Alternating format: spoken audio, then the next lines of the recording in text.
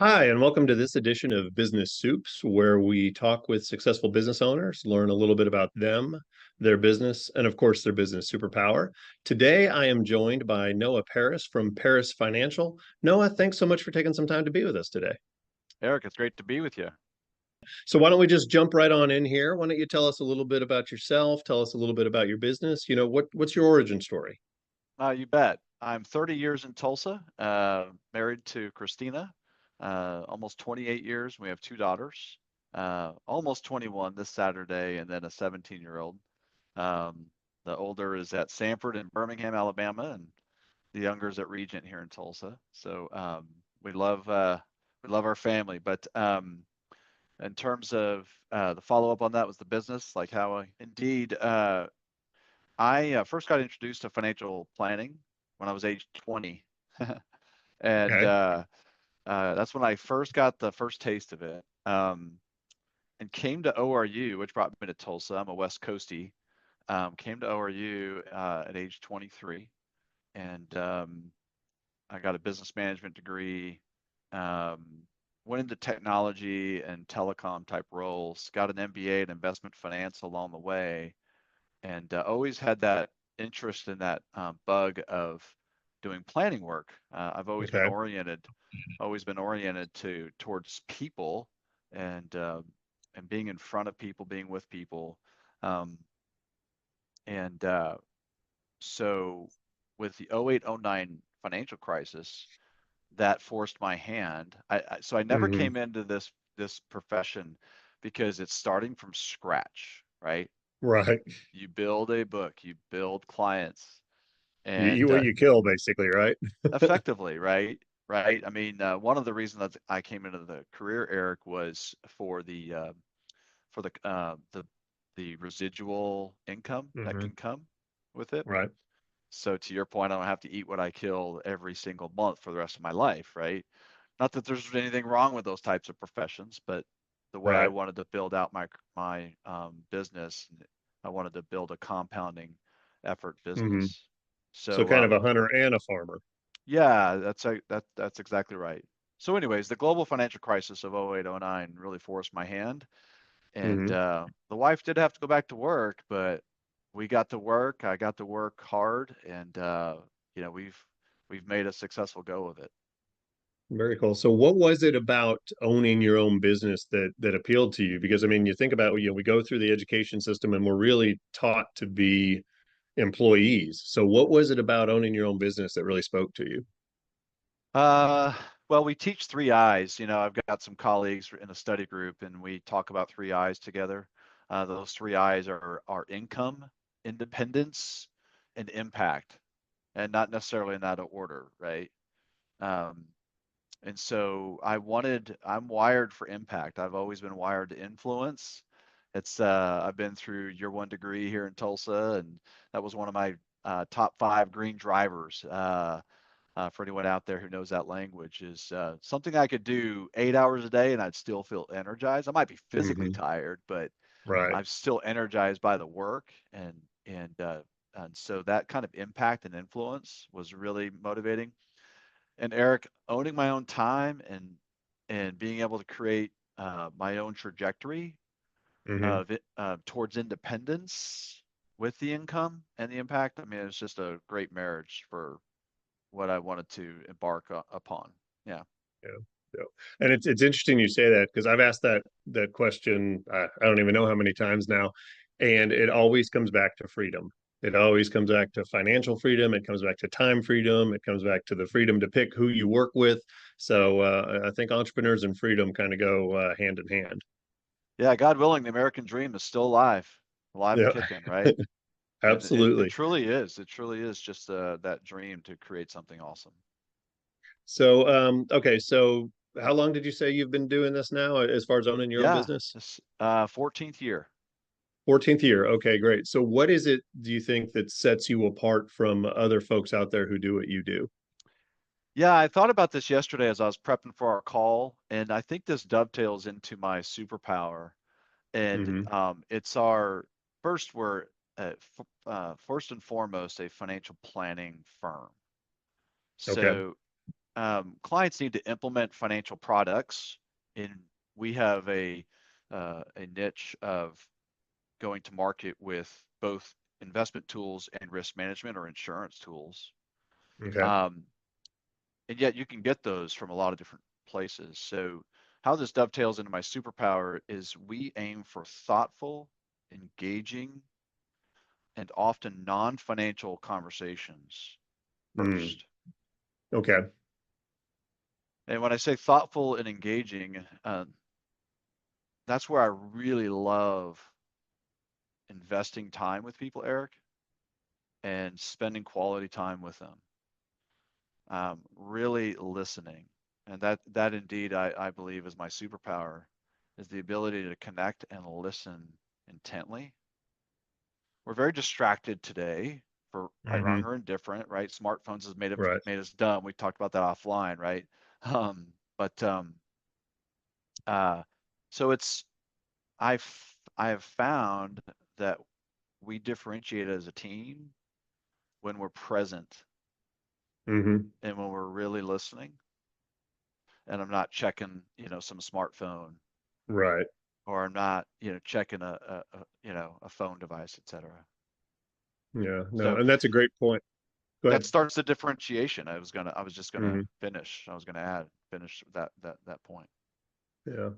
I was a sales manager for Pfizer for 17 years. And one of the things I would always tell my sales representatives is the most important sales call of the day is the one you're on right now. The one you're in, Because so right? often they'd be so busy looking forward to what was coming, and you're missing that opportunity, like you said, to connect with somebody and really understand what their needs and wants and desires are. So that's Yeah. that's really cool. It's really a gift to the person you're sitting with Hmm. when you're present and you're engaged. Like people just feel that, and Hmm. right? It's that nonverbal sense of communication that they don't articulate this, but I'm sure they feel like, wow, they're really present, like Right. here. They're like with me. I'm the most Hmm. important thing in their day right now. So, Right. anyways, yeah. That's very, very true. So what are some of the biggest successes that you would say you've had in business? Ooh, well, we recently qualified for top 5% in the nation. Oh, wow. With Congratulations. Yeah, within the Northwestern Mutual umbrella of companies, which is our affiliation, right? Okay. We also had a nine-figure liquidity event within our client lineup. Hmm. So that's definitely Wow. a significant win. I've been able to help coach and train a number of newer advisors. That's one of my giftings. I love to whiteboard.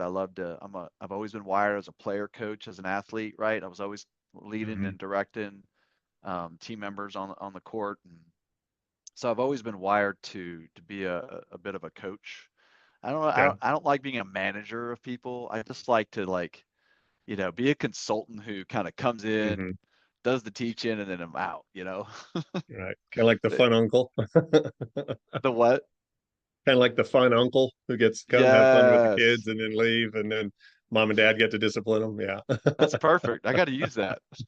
I'm your fun uncle today, guys. There you go. I love it. Yeah. So what do you see? So obviously you all have a significant need to be able to sell people. And I know you talked a little bit about connecting and that interpersonal relationship, but what are some other things that you tend to look for in a good salesperson? Mhm. Ooh, I would say grit. That's a great response. Yeah, because it is getting up one more time than you get knocked down, isn't it? Yeah, your desire has to be greater than the pain that you are experiencing in building a Hmm. business. I love someone who measures, who's really motivated by winning the day, Hmm. because you can't win a year all at once. You can't win a month all at once. You can't even Right. win a week all at once. And if you want to get granular, you can't even win a day all at once. You have to win one activity at a time, whether it's the meeting you're in, or a phone call you make, or an email you got to write. Hmm. Um, so yeah, Yep. I like that word grit for my own life, but when I'm teaching newer advisors or looking for team members, just the ability to have some Stick-to-itiveness, some mental strength, fortitude, and Yeah. grit. That's awesome. I heard a quote the other day. I'm listening to Jim Rohn, and I don't remember who actually said the quote, but it was, good things come to he who waits, but they come faster to he who hustles while he waits. And I think that kind of ties into that grit component of it. So obviously, you've got things that you have to do. You have to stay on top of laws and regulations and rule changes and things along those lines. Um, but from more of a business perspective, what are some of the things that you do to keep your saw sharp? Ah, yeah, I loved this question when I was thinking about it yesterday. Well, first, I'm the only financial planning professional in the state of Oklahoma who is a certified private wealth advisor certificate Wow. and has 5 designations with an MBA. Oh, wow. So there might be, I don't know, 2 or 3 thousand financial professionals in all of Oklahoma, and I'm the only one that has that piece. So um, that said, it's lifelong learning, Hmm. right? And getting technical skill added. It's also I've got podcasts in my ears when I'm running or in the car. So I'm just a voracious student of my Yeah. craft. Yeah. Yeah. Yeah. And that, Just staying hungry and being intentional. That's how I keep the mhm. saw sharp. Yeah, and that's great because I think so many of human nature is just to kind of take your foot off the accelerator when things get going sometimes, right? And go, I'm just going to tread water here. But constantly evolving, constantly growing, constantly learning is really really the only way we're going to be able to get to that next level, unless we do that and surround ourselves, obviously, with quality folks as well. So that being said, who are Yeah. some of your mentors? Who are some of the people you look up to and you learn from? So a lot of internal folks that are farther ahead in the business than Hmm. what we've achieved so far. Um, Gentlemen like Tom Lipscomb, Will Richardson, those are internal Northwestern Mutual Culture Okay. gents. A friend of mine, Jeff Miller, Paul Udaka, those are just studs that have been awesome in our work together. A lot of my listening is internal stuff because there's Okay. such a breadth of information that our culture at Northwestern puts out that I don't go Okay. offshore too often. I'll read some business books, Hmm. but in terms of people who are influencing me regularly, it's folks who are really doing awesome in what I'm doing. I think that's probably a great takeaway for your audience Hmm. is pay attention to those who are way ahead of where you're at and just grab their best practices. And Right. so that's been a lot of our digestion of content Yeah. Yeah. It's kind these of that days. concept of never be the smartest person in the room, right? Right. Yeah, 100%. Yeah. Yeah. Very good. So, all right. So I think time for one more question because we already talked a little bit about your superpower. So, what piece of advice or what nugget do you have for other business owners as far as, that can help Mm. them be successful? I wrote Practice the Habit of Grit. Um, and I read a book called Relentless Solution Focus by Dr. Hmm. Jason Selk, Selk.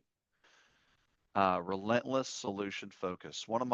It shot up to one of my top 5 business books of all time when I read that book. And in that book, he postured this question: what's one thing I can do to improve the situation that I'm in? Hmm.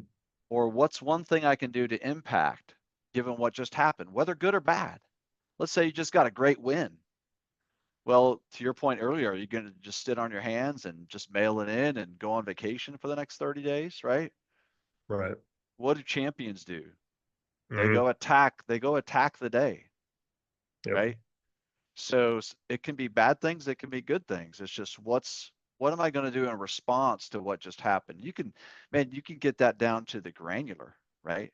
Right. To the nitty gritty. A phone call goes great. What's one thing I can do in response to that call? Well, I probably got good momentum. Maybe I make another call. Hmm. Or you get a no from a client, right? You get a no from a client. Or you messed up. You botched a presentation.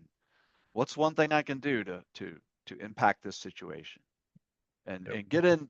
get into a solution mindset rather than get stuck in a problem centric thinking Hmm. cycle. And so great book, Relentless Solution Focus, but That's awesome. hopefully that Yeah. helps. Yeah, absolutely. I love, yeah. So many of us, I think, get stuck in that victim mentality when if we step out and look at the situation, there are so many things that we can still do, to change the situation we're in. So Yeah, that's fantastic advice. So, well, Noah, thanks so much for taking some time to hang out with us today and it's a pleasure. share your experience and your business superpower. This was awesome. Yeah, I appreciate it, Eric. Thanks for having me on the show. You're welcome.